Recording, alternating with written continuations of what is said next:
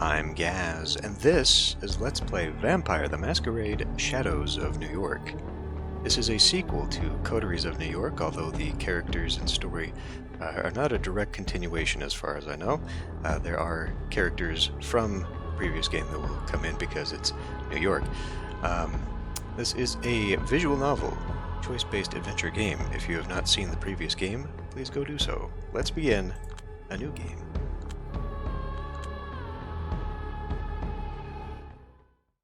Welcome to my castle. Don't expect everyday logic to work here. It went out the window sometime after midnight, maybe earlier. My kingdom is not of this world, you see. It lies far outside of concrete, tangible reality. I've tried to identify the way people reach it, and am convinced it has something to do with the moon. Some say the moon's aura can turn them insane. You've heard the phrases moonstruck and lunatic. The way I see it, moonlight gives them some subliminal permission to reveal their true selves. And so, whenever they let the silver radiance guide them to the gates of this place, they feel different. Once they pass the doorstep, they're ready to act out. The dance of horrors and marvels begins. It's 3:31 a.m. Welcome to Big Beat Burger. If you're here at this hour, you're not exactly readying up to be a productive member of society come tomorrow morning. More likely, you're praying that the sunrise never comes. Insatiable children of the night gather round, hoping to bask in the afterglow of tonight's victories, unwind after a frustrating series of failures, or simply fight to keep themselves together. Meanwhile, I'm just sitting here, greedily reveling in every interaction they have. They have no idea they are only here for my amusement. To them, I'm just a random girl sitting in the corner. But this is my domain. I've been coming here almost every night for years. I know where to sit, where to look, and where to eavesdrop for maximum amusement. I'm basically a voyeur, and unashamed to admit it. It gave me insight about the human condition I'd never otherwise have gathered, and more importantly, a necessary skill set to make ends meet as a journalist. As I write on my crappy old laptop, patiently waiting for the legion of negative voices in my head to get too tired to offer useless feedback, I keep my senses peeled to pick up stories around me. Of course, a lot of regular events, such as food fights, are nothing to write home about, aside from my unfortunate tendency to become collateral damage in someone else's battles. Up to this day, I've had to wash my clothes because of Coke, Diet Coke, hot coffee, apple pie, and some sort of improvised honey mustard bomb. Every stain tells a different story. Sometimes this hobby is exhausting, sometimes it's disturbing, sometimes it's dangerous, although not as risky as back when I wasn't carrying pepper spray. Still, the sights I've taken in over the years here have made it absolutely worth it. I've got so many stories I don't know where to begin. Theatrical breakups, impromptu morning parties, unexpected friendships forged in the fires of senseless battle. A lady in a gorgeous Givenchy dress ordering a box of takeout chicken nuggets, paying in cash with her hands completely covered in blood. She was asked if she wants a napkin. She said no. Two thirsty macho dudes shamelessly going for it in the corner. Hushed moaning filling the lobby, while everyone around valiantly fights to act as usual and maintain an illusion of normalcy. A straight-up kung fu fight between a diminutive cashier and some drugged bodybuilder going through a psychotic episode, trying to break all the windows. The big guy left the joint fully convinced he'd KO'd himself, while the service worker was just standing next to him. Seemed proud of his victory, too. A middle-aged hag getting a heart attack after screaming her lungs out not to let Muslims near her food, just because she saw a white girl wearing a hairnet behind the counter. A masked couple robbing the restaurant of 30 hamburgers, forcing the employees to cook at gunpoint. Police later said those were art students reenacting some hipster book they read. This is life. This is humanity at its worst and best. This is the noise that serves as the foundation for my creativity. This is the soma that keeps me going. This is... As pathetic as it may sound, these days this is the only place where I feel alive. Sometimes I think of myself as a leech, feeding on these people's stories, emotions, and personalities just because I'm not satisfied with mine. At times I think of my psyche as some kind of shitty postmodern construct that is fundamentally incapable of honesty, but only yearns for something felt and truthful. Does this even make any sense? I look at the screen of my laptop. 3:47 a.m. At this point, I'm almost somnambulic. but nothing interesting has happened yet.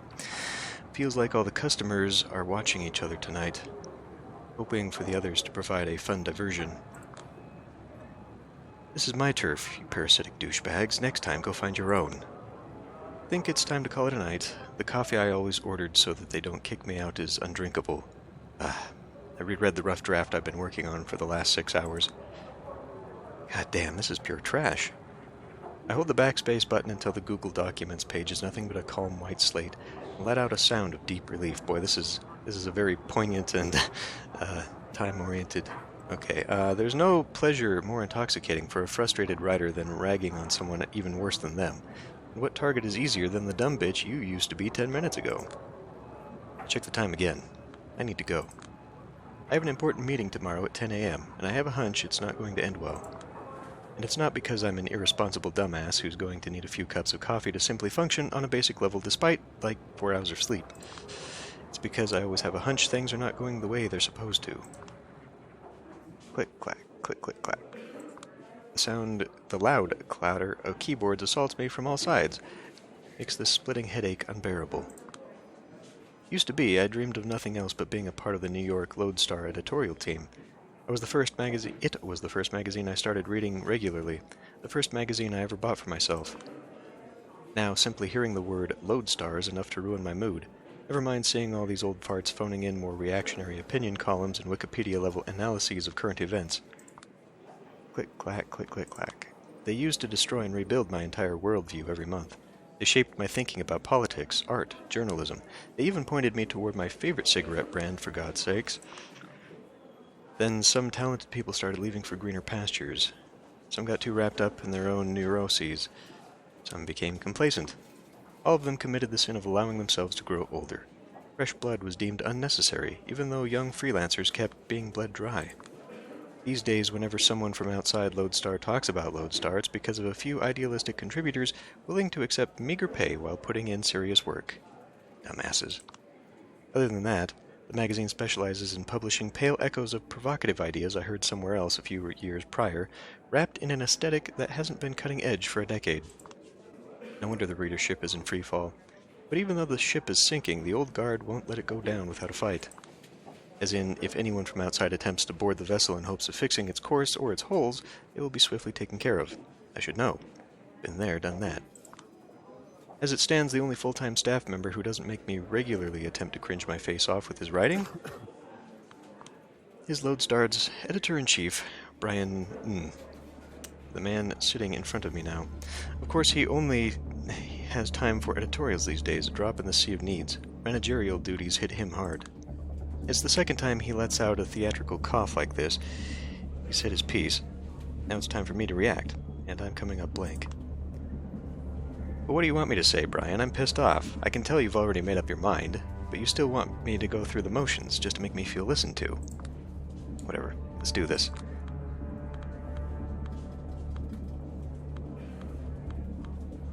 Wowzers. Okay. Now look, I know my article sounds like character assassination, but it's just because the guy gave me enough ammo to make him look like Swiss cheese once the story goes live. My sources are legit. They've provided receipts for everything. They face all kind of injustices and are crying out for help. So why are you siding with a corporate shithead and not them? Your sources are not the problem here. I never said they were. You're avoiding the core of the issue. No, I believe I've pinpointed it in a precise way. If it were up to me, I'd greenlight the article here and now, and we wouldn't be having this conversation. But you're killing the article just because some rich shithead told you he doesn't like it. Get real, this is not about some millionaire jerk calling me to make me an offer I can't refuse. What is it about then? Because it looks awfully like it's about my bosses telling me this outlet can't afford the legal action we have already been threatened with.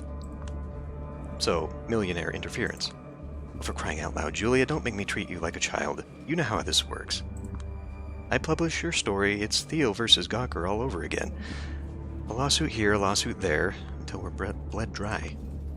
I have a mortgage. I have 3 months waiting to be fed at home. 3 mouths, wowzers. It's going to be just as good of reading as the last series. I have an amazing team that doesn't deserve to be torn apart over some... You don't think it's telling you... mentioned your mortgage first. Silence. Just asking questions. I know better than to get into these empty semantic arguments with you, Miss Sawinski. You're good at them. The problem is, you're still not good enough. Meaning, you're too in love with weaving a good story and establishing a seductive narrative to let facts get in the way. You've got enough boring suits with no principles on board these days. They always give you facts because that's all they can do. I'm using facts as a way to approach some kind of truth. Except facts can blindside you, and Double Spiral has enough facts to water down your story to the point where it makes no sense to publish it. Their HR and PR are working overtime to deliver a convincing counter-narrative, and they're doing a great job. Won't mitigate the damage completely, but we'll put every little thing in question. Jesse Montgomery is a racist, a fraud, a sexual predator, and a downright satanic fuckhead. Julia. Let me say it again. Jesse Montgomery is a racist, a fraud, a sexual predator, and a downright satanic fuckhead. Do you personally believe it or not? This is not... You've listened to the tapes, you've read the transcripts, you've seen the documents, you've got the files. I'm asking for your personal opinion. Do you believe it or not? Click, clack, click, clack, clack. Of course I do. That's beside the point. It's not. Look, how about I just say it out loud and save us both some time? We're not having this conversation because there's an actual conversation to be had. You set up this meeting knowing very damn well there is only one way it's going to end. You've got a mortgage and 3 mouths to feed. You prioritize the well-being of your direct surroundings over some nebulous concept of greater good. I get it. I really do. Yet for some reason, it seems like you're only prolonging this conversation and rationalizing your decision so that I forgive you, officially exonerate you. I'm not the bad guy here, Julia. Oh? What are you then? In your own words. A man who does what is necessary to protect his own. This is just another way of what I just said. So I don't count as your own anymore? He mutters something under his breath, ending with a self-pitying chuckle. I don't know if you'd even want to work under a scumbag like me from now on. Oh, come on, don't turn this into a pity party.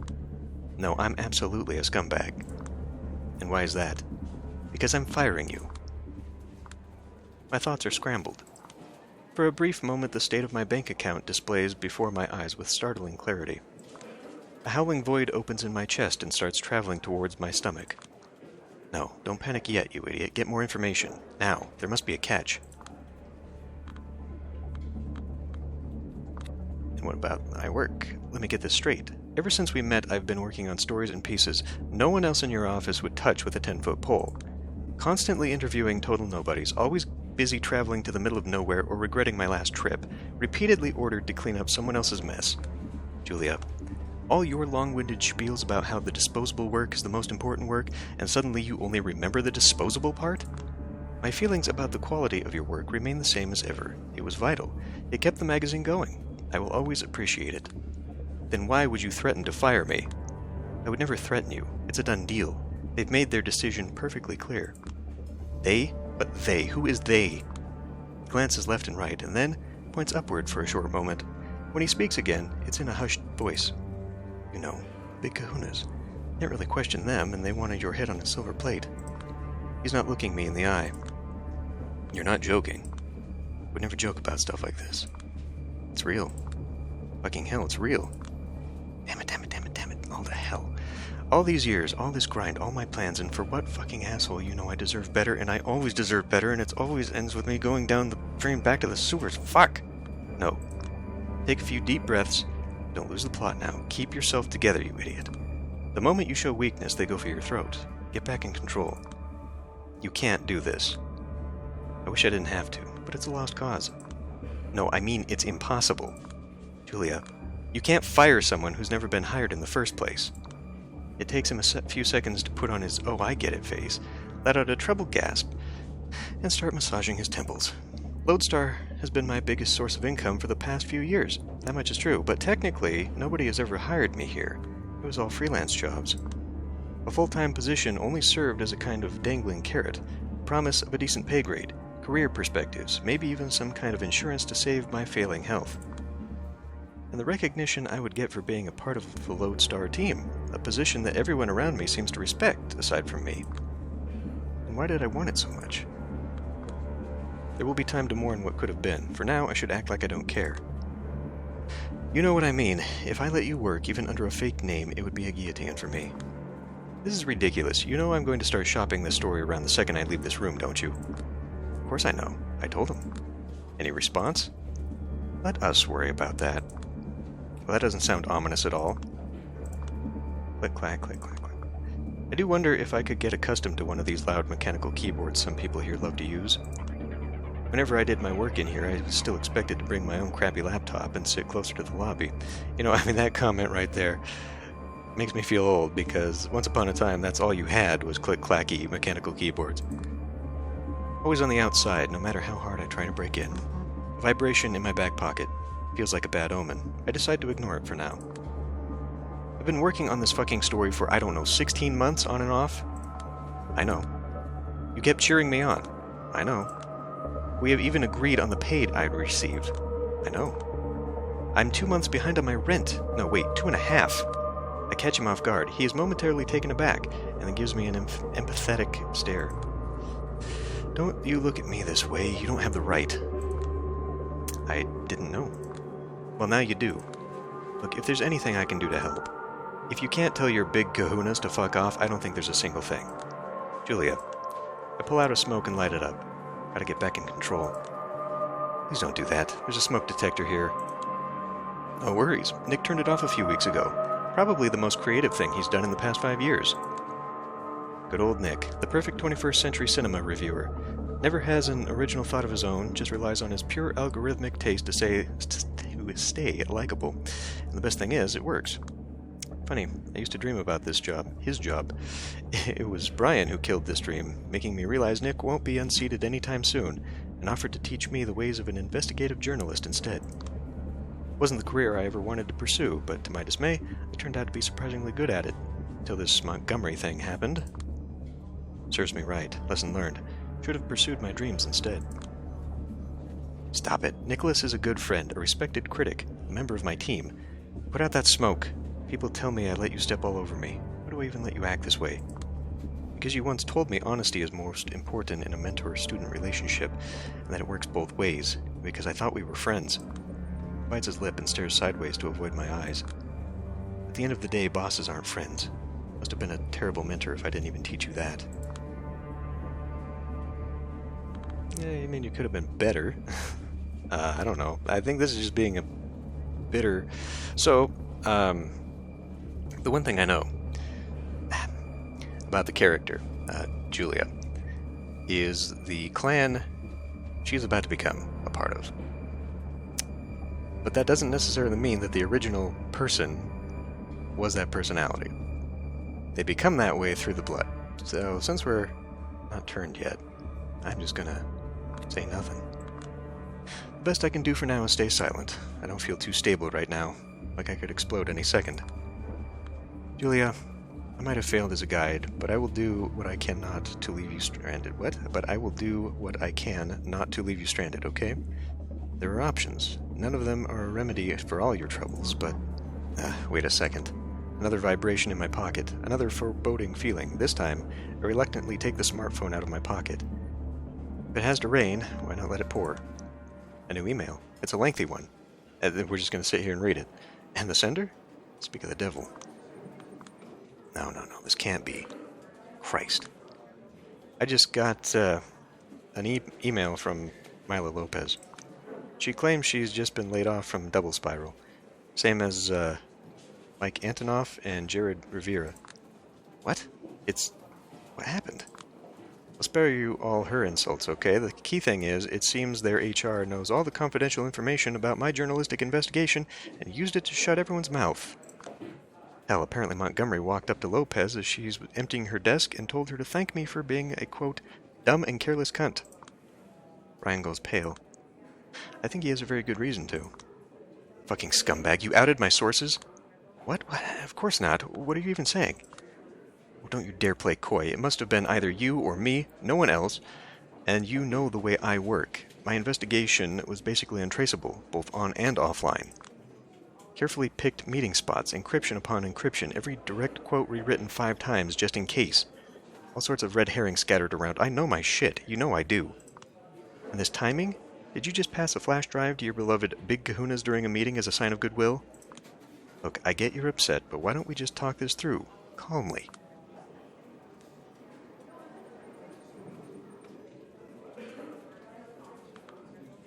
Okay, let's take it step by fuck you. Fury takes the wheel, and I'm just here along for the ride. I can't do anything about it. In a deranged way, realizing you're just a passenger in your own body feels liberating. Let's just see it all unfold. Calmly. Fuck you, Brian. Julia, I've been paranoid for months and months, acting like everyone I didn't know was an assassin or a corporate spy. I know I hadn't messed up. Not in a way that would implicate all of them. But you. Goddamn, you thought you could get away with this. I haven't done anything improper. Don't push the blame on me. So what, you're claiming it's my fault? Because you're never the guilty one? It's always the bosses, the economy, the obligations you have. Now me? You're being silly. Quit with this martyr bullshit. Calm down, or I'll have to. You immoral shithead. You motherfucking... Calm down, for God's sake. And so it goes. I wonder what the neighbors are, are thinking as I sit here yelling at myself. I yell out a lot of words I wanted to say for a long time, but held back. I fling a lot of insults I've been workshopping for years, hoping I'd never use them. I break a few things. At times, for a split second, I see pity in somebody's eyes. It's going to haunt me for a long time. But in the heat of the moment, I don't care. These people, no, this company, has nothing left to offer me. So at least let them take this catharsis. Let me take this catharsis. In the end, a security guard has to escort me out of the building, and that's the end of my journalistic career. I just feel like my world has crumbled into nothing. I mean, you have every right to. Like, Jesus, if I were you, I would have already broken down into a sobbing mess. I'd love to, but who the hell is Dakota? I'd love to, but I'm on a subway. Far too proud to cry in public, even now. And? Stupid. But I feel like someone out there keeps destroying everything I hold dear just to see my reaction. Like it was a prank show and someone was waiting to record me crying. So out of sheer spite, I'm doing my best not to cry. Fuck you, whoever and wherever you are. That's the most Julia Sawinski thing I've heard. Spite is the greatest motivator, huh? I'm feeling particularly motivated to do anything right now, to be honest. Just want to stay in my bed until my shithead landlord calls the cops to forcefully evict me. Kinda winter agreement with you. Not surprised. Shit, I know that whenever life decides to fuck you over, it's always one thing after another, but this is too much.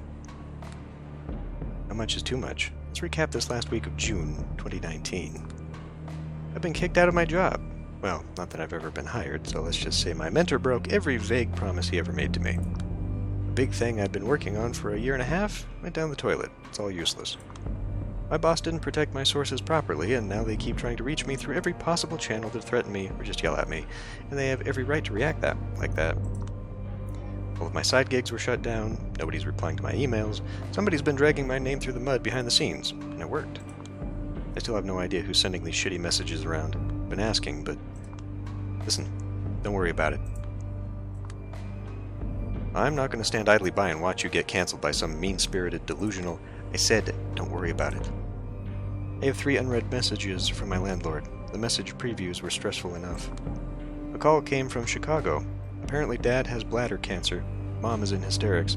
She'd go crazy if she heard about my situation, so I have to pretend everything is okay whenever she calls. The previous game was based upon the role-playing game, the campaign setting New York by night, I think. Apparently, some of the characters and story and whatever crossover is tied to Chicago by night. But as far as I know, we're in New York, hence the name of the game. She calls every day. She just won't hang up before she offloads all her burdens on me. And I can't blame her, because we all had to learn to cope with Dad's psychopathic tendencies somehow. I was robbed, all my documents and what little money I had gone.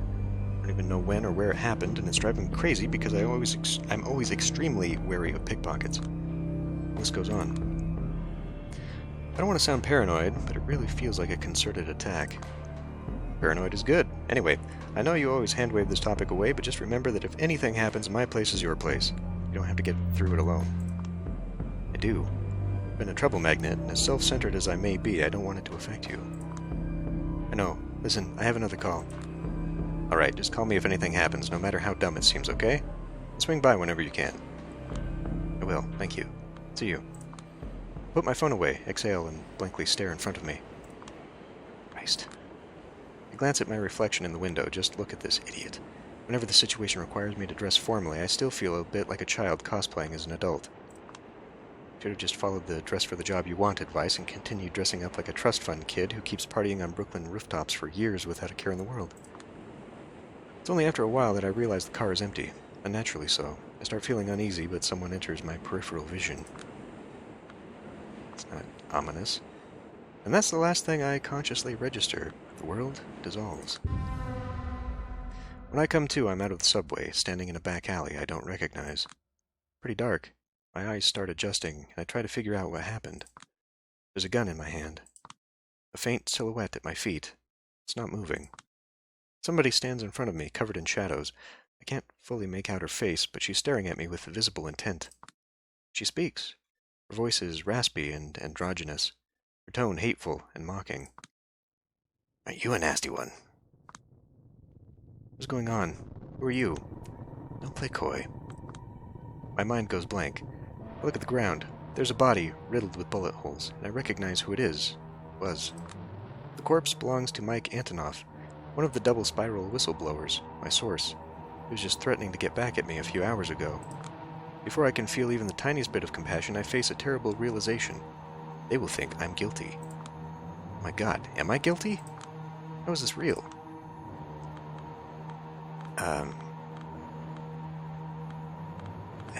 It wasn't me. I don't even know what's going on. Listen, I was just riding the subway. Again, don't play coy. You knew him. He was mad at you. You started telling him sob stories about your situation. He wasn't having none of it. What? You got mad. Things escalated. He died. This is true. It's plausible, but that doesn't make it true. This isn't true, wowzers. Or does it? This is just a nightmare. It doesn't even make sense. It must be a dream. And if it isn't, the person in front of me must be responsible. There's a faint voice in my head screaming that it's her world, that I'm just living in it. What the fuck have you done to me? Nothing yet, but I'll do what I can to get you locked up for life. This is a murder in the first degree with special circumstances. Her detached voice and nonsensical tone only reassures me this can't be real. I refuse to believe it is. Before I even manage to think this through, I point the gun at her. If I did murder him, you wouldn't be acting like that. You wouldn't be standing in front of me. You'd be running away, calling the police, begging for help, yelling that I'm a psycho. Well, you are a psycho, but I'm not a coward. I won't let you walk out of here alive. This doesn't make a single lick of sense. Tears well up in my eyes. Why are you doing this? Because sometimes one has to confront what they're really made of. There's no way two ways about this. She's gotta be nuts. Slowly but surely, she starts walking towards me. Stop right there, or I'll shoot. Go on. It's the only way you can get off the hook, isn't it? The only way you can survive. But you will definitely prove you are the monster I claim you are. What the fuck is this tone? So controlling, inauthentic, patronizing. I'm serious. For your own sake, you'd better be. She keeps getting closer. Maybe I did kill Antonoff. Maybe I don't deserve to live. Maybe it's less tiring not to live. Maybe I should just let her take care of me. Maybe I'll just wake up. Or maybe this insane reality needs to be rejected as violently as possible. Maybe a world that wants to destroy me deserves to be destroyed. She's right in front of me. It's now or never. Shoot her. I close my eyes and squeeze the trigger. A loud bang echoes through the alley. I'm afraid to look at what I've done. I've been to a shooting range once and felt absolutely horrified by pistols. Such a small thing, but it can easily puncture a hole in the fabric reality is made of. Never knew I'd be able to use it against another human being. The very thought makes me want to puke. You were a right choice after all. I'm so glad. You haven't allowed yourself to break, but you've crossed the line I needed you to cross. There's a silent flame in you that could become an inferno if left unchecked. I sure hope it will. She's still alive. Her voice is coming from behind me. She puts her hands around my waist, and her cold mouth touches my neck. I can feel my shirt getting violently torn off. I don't understand, but I'm too dazed to protest. This was your final test. Congratulations, you have proven yourself worthy. I can feel something sharp sliding into my neck. It's not too painful, just startling. Think, a doctor pushing a needle into your vein without a proper warning. Then it hits me. Pure bliss. The dopamine receptors I've considered completely fried until now suddenly recover and start bombarding me with pleasure I've never known before. I finally let the tears go. They come flooding. They've been waiting for years. It's such a relief. Is it raining? I feel like I'm in the middle of a deluge, at least, washing away all of my fears, all of my sorrows, all of my anger, all of my pain, all of my ego. I've become one with the world and the woman behind me. She's holding me tight, making me feel like the only important thing in this world. Everything else blurs. I feel something intense toward her, something I've never felt before. Is this love? I hope it is. This is not you. This is the familiar, cynical voice in the back of my head. But it's okay. I never felt particularly fond of me anyway. New York, you're perfect. Oh, please don't change a thing. He who laughs in the shadows always has the last laugh. Hallelujah! Praise be! When everything is cliché, nothing is. Isn't that the ever-distant utopia I've been chasing all along? People on the other trains, I hope you're doing fine. God, shut up. Just enjoy it. I finally understand. She's making love to me. She's giving birth to me. She's burying me. I'm pretty sure I've been dead for a while. Pretty sure I could stare at my own corpse in her hands from a distance, for a moment, somehow. And then, I'm alive again. She lifts her mouth from my neck. No, wait. I taste blood in my mouth. Was I drinking her blood too? I realize that whatever this was, it's over, and I have to bask in the afterglow while I still can. I also immediately understand that I'm going to chase this fleeting feeling for the rest of my existence. Finally, she lets out a whisper which concludes the ceremony. No matter what happens next, don't forget, we're a monster. But we were lucky enough to be born into a world of monsters, so don't you ever mourn that fact. Embrace it.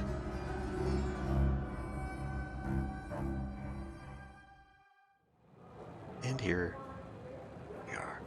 Okay, I'm gonna end this one here. See you next time.